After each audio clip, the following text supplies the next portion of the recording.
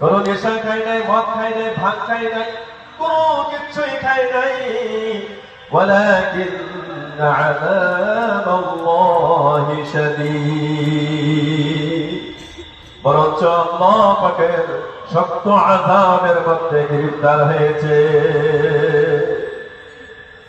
আল্লাহর আযাবের মধ্যে ওই দিন গ্রেফতার হবে। নবীরা পর্যন্ত নফসি নফসি বলতে থাকবে আমার ভাইরা। ويقول الكافر يا ليتني كنت ترابا, কাফির বেঈমান বলবে আফসোস আফসোস, আজকে যদি আমরা মাটি হয়ে যাইতাম তাহলে কতই না ভালো হইতো, আল্লাহর আযাবের মধ্যে আমরা গ্রেফতার হইতাম না। আমার ভাইয়েরা, সেই দিন একটা ভয়ানক দিন, মুসিবতের দিন হইতে পারে। আল্লাহ সুবহানাহু ওয়া তাআলা এই ছোটখাটো মসজিদ আপনার আমার জন্য নাজাতের জরিয়া বনে যাবে। সুবহানাল্লাহ। মুফতি শফি সাহেব পাকিস্তানি রহমতুল্লাহি আলাইহি হিন্দুস্তান ও পাকিস্তানের মুফতি আজম ছিলেন। বহুত বড় মুফতি ছিলেন। মাহতারাম দোস্ত, ছোট ছোট মজমার মধ্যে বসে যাইতেন। তারা আমার জিজ্ঞাসা করত, হুজুর একটা ছোট মজমা, একজন সাধারণ মানুষের কথা বলতেছে, আপনি মজমার মধ্যে বসে গেলেন। এত বড় বুজুর্গ, এত বড় আলিম, ওনার সম্মুখে কথা বলার জন্য কারো হিম্মত হইত না। আমার ভাইয়েরা, ছোটখাটো মজমার মধ্যে বসে যাইতেন।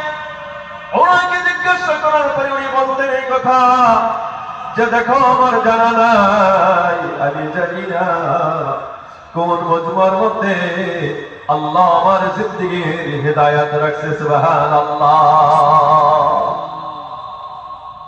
জানি না কোন মজমার মধ্যে আল্লাহ আমার জিন্দেগীর হিদায়াত রেখেছেন।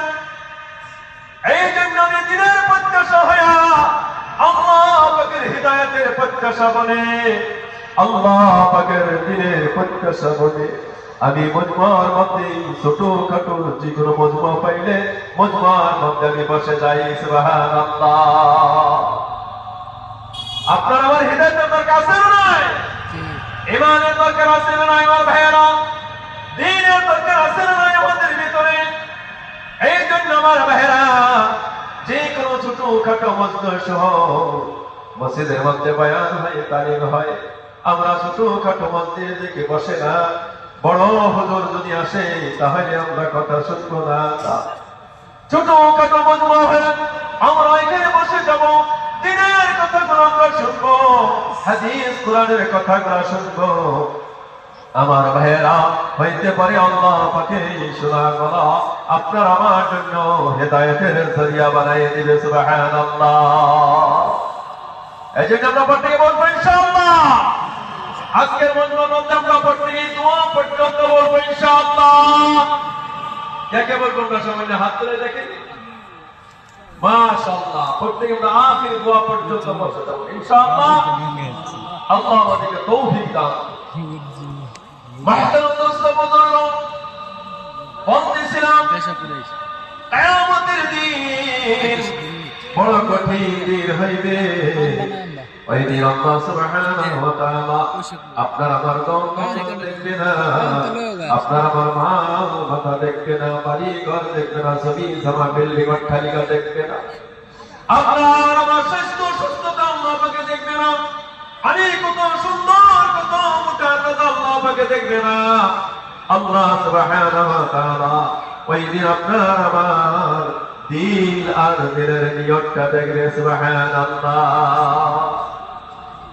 ইন্নাল্লাহ লা ইয়ানজুরু সুওয়ারাকুম ওয়া আ'মালিকুম ওয়ালাকিন ইয়ানজুরুল্লাহু কুলুবাকুম ওয়া নিয়াতিকুম।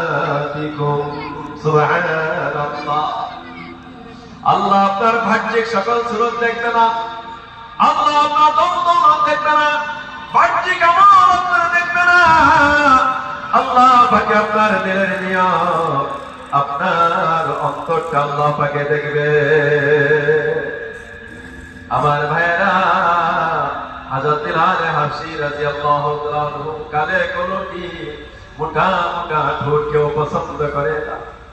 কালে কোনটি হাফসি বিশ্রী চেহারা কেউ পছন্দ করে না। কিন্তু আল্লাহ রাসূলকে তো খুশি করেছে আমার ভাইরা। মসজিদে নববী স্থায়ী মুয়াজ্জিন হয়েছেন, সুবহানাল্লাহ। আল্লাহ এত পছন্দ করেছে, আল্লাহ রাসূল এত মহব্বত করেছে বিলালকে আমার ভাইরা। আল্লাহ রাসূল যখন দুনিয়াতে বিদায় হয়ে গেলেন, বিলাল হুজুরের খালি জায়গা দেখে কলিজা বরদাস্ত হয় না। বলছেন আমি হুজুরের জায়গা দেখে, হুজুর দুনিয়ার মধ্যে নাই, আমি আর মদিনায় থাকতে পারি না। আমি বাকি জিন্দেগি যারে জঙ্গলে পাহাড়ে পর্বতে আমি কাটাই দিব, আমি আর মদিনার মধ্যে থাকবো না। এই কথা বলে বিলাল জঙ্গলে চলে গেলেন। আমার ভাইয়ারা কিছুদিন জঙ্গলে থাকে। আল্লাহ রাসূল সাল্লাল্লাহু আলাইহি ওয়াসাল্লাম একদিন স্বপ্নে বেলায় বলতেছেন, হে বিলাল, এটা কত বড় জুলুম, তুমি একবার আমার কাছে আসতেছ না। সুবহানাল্লাহ। এই বিলাল, তুমি আমার কাছে একবার আসতেছ না? ঘুমের দিকে জাগ্রত হওয়ার পরে বিলাল আর বুঝবার বাকি রইলেন না। তিনি ভাবছেন এই কথা আমি মদিনায় যাই না, এই জন্য আল্লাহ রাসূল আমার উপর নারাজ হয়েছে। রওনা দিয়েছেন মদিনার দিকে। মদিনার মধ্যে যখন উপস্থিত হয়েছেন আমার ভাইরা, বিলালকে দেখে হাসেন হুসেন আল্লাহ রাসূলের দুনিয়াতি আপনার করেন, ও বিলাল, তুমি এতদিন কোথায় গেছিলা? তোমাকে দেখি না, নামাজেও দুনিয়ার মধ্যে নাই, তুমিও মসজিদে নববীতে আযান দিতা, তুমিও নাই, তোমাকে তো আর দেখি না। বহুত দিন পরে তুমি আসলা, ও বিলাল, তুমি মসজিদে নববীর মধ্যে আযান দাও। হাসান হুসাইন আলিশ করার পরে মসজিদে নববীর মধ্যে আযান দিলেন। আমার ভাইরা আযান শুনিয়া, পুরা মসজিদে নববীর আযান শুনিয়া পুরা মদিনার মধ্যে কান্নার রোল উঠে গেল। নবীজির জামানার আযান শোনা যায়, বুঝই নবীজি আবার দুনিয়ার মধ্যে এসে গেলেন। সমস্ত মানুষ ঘর থেকে বাইর হয়ে গেলেন। হযরত বিলালের আযান শুনে আমার ভাইরা, মহিলা পর্যন্ত, পর্দানিশী মহিলারা পর্যন্ত ঘর থেকে বাহির, কাঁপতে কাঁপতে ঘর থেকে বাহির হয়ে গেলেন। নবীজির কথা আবার মনে পড়ে গেছে। তাহলে বোঝা যায় বিলালকে আল্লাহ রাসূল সাল্লাল্লাহু আলাইহি ওয়াসাল্লামে কতটুকু মহব্বত করত আমার ভাইয়েরা। কানে কোনটি হাসি, কুচ্ছিত চেহারা কেউ পছন্দ করে না। গোলাম, কোনো মাল নাই, দৌলত নাই, টাকা পয়সা নাই,